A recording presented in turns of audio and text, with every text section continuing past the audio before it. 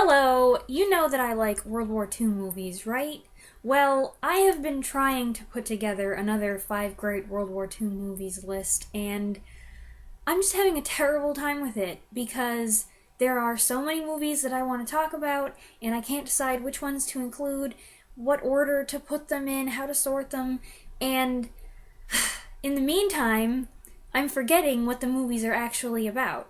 So, when I finally get to the point where I'm ready to talk about the movie, it'll be like, I saw this movie, I guess I liked it, I don't really remember anything.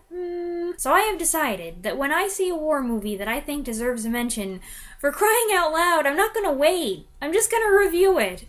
So today I want to tell you about a film my mom and I watched earlier this week that's been on my mind ever since, a French film from 1949 titled Le Silence de la Mer, or The Silence of the Sea, directed by Jean-Pierre Melville, starring Howard Vernon, Nicole Stephan, and Jean-Marie Robin. The film is set in 1941 in German-occupied France, where an old man and his niece are forced to house a German officer. Though they can't refuse to admit him, they resolve not to speak in his presence. But the German officer is polite, respectful, and eloquent. He seeks their company and tells them of his love of France, his love of music, and his belief that Germany's victory will result in a happier world where Germany and France are united. Nevertheless, the old man and his niece maintain their silence. This is not a war film per se, but rather an intimate drama between 3 characters. It's a dialogue or monologue-heavy film, though its strongest emphasis is on what remains unsaid.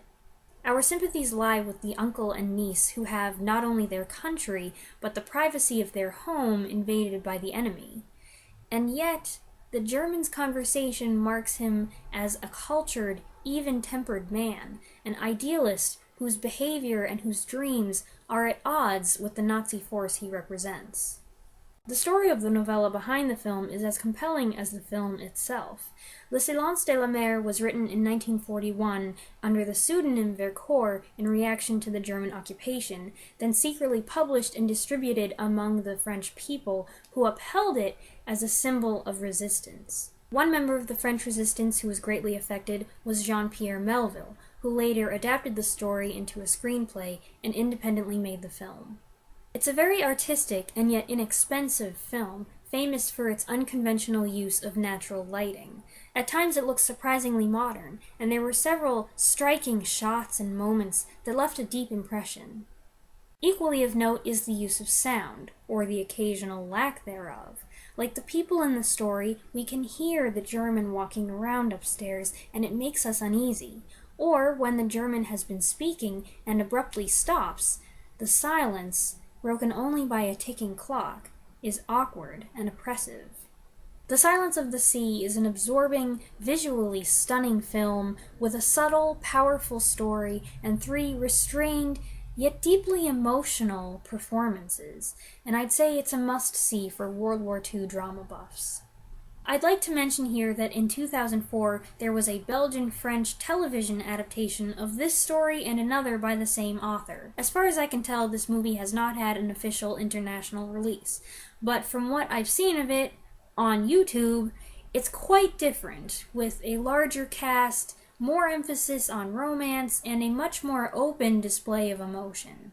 I'm not sure how this newer interpretation compares to the '49 version, or even if it should be compared, but I'd like to see it. I hope this review sparked your interest in The Silence of the Sea. It was one of those movies that we had taped, and it was sitting around for at least a year, and I kind of wanted to see it, but I kept putting it off for various reasons.